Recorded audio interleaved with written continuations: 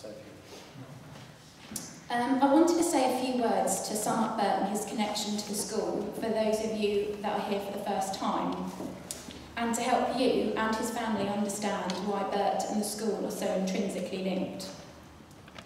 The thing is, there's so many wonderful things to say. I know Bert would tell me off for talking far too much, more importantly, far too fast, so I'll try to keep it brief, and for the hard of hearing, although I'm sure he made that up most of the time, slowly.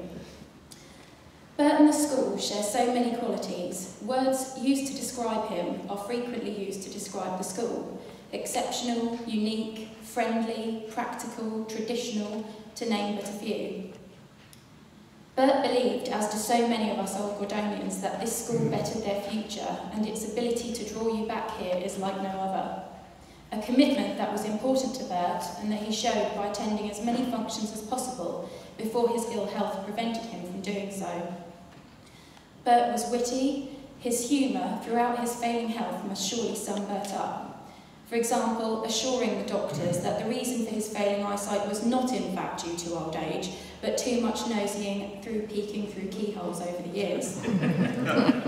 He barely complained, well, not unless faking it anyway, as now at least I no longer have to listen to complaints of accidentally cutting him during our monthly manicures. Claims I would like to add are unsubstantiated, as no sooner had the complaint been made, a swift wink to my dad would follow to ensure that he had reeled me in good and proper. He was a true gentleman, and most would say a charmer. Yes, ladies, you know who you are.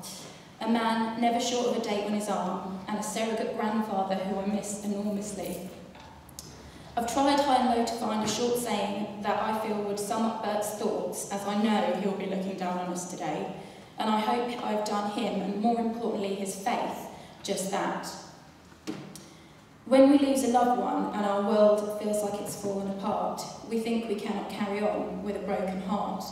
Everything is different now, we're upset and annoyed. The world, it seems, is shattered and there's such an awful void. There's got to be a reason, and we've got to understand God made us, and at any time will reach down for our hand. There might not be a warning, and we won't know where or when. The only thing we live in hope is we'll meet each other once again. And now he's quit this mortal shore and knows he's round this earth no more. He'd say, do not weep and do not sob, I may have found a better job. And don't go and buy a large bouquet for which you'll find it hard to pay. Don't mope around on field or blue, I'm probably better off than you.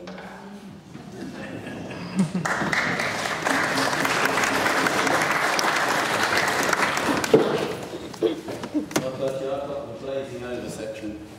What can I say about my old friend in just a few minutes? Trying to remember actually when we first met, and it was probably an annual about 15 years ago, where of course Bert, and as he does, was regaling me with stories of his days here 85 years ago at the boys' home. As you know, as you've heard, Bert learnt his trade here as a tailor, and this sparked an instant rapport with each other, as I too, humbly, started my working life at Austin Reed's bespoke department in Regent Street, and unbeknown to me then, of course, this was just around the corner from Bert's workshop in Whitcomb Street. It was soon obvious we had the same sense of humour, the same interest in the ladies, and I have to say the same distaste of insincerity and pretence. I loved his old school charm and manners, and I admired his interest in others, as Dennis has already mentioned. I used to fly with British Airways for nearly 40 years, and he was always interested where I'd been, who I'd met. I had to give full details every time I came back. He made light of his old age, not a term I used in front of him, of course, and his frailties. Rather, he was somewhat bemused as to why his legs or eyes didn't work too well.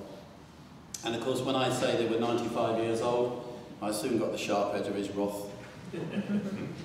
Never think yourself old, was Bert's advice, and I actually think that's how he never ever thought of himself as being an old man. And of course, my personal favourite, and I know it's one of Dennis's, now listen boy, my flames may have gone out, but my pilot light's still on. I've dined out on that, Bertie, a few times.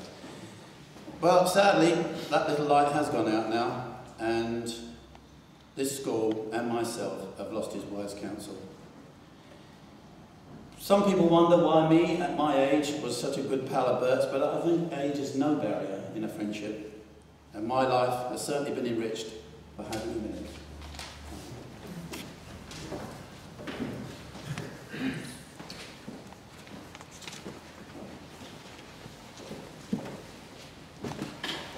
Thank you all for those tributes. We enjoyed that immensely. Bert loved it. I'm sure I'd like a copy of the poem. Perhaps other people as well. It's really, really good.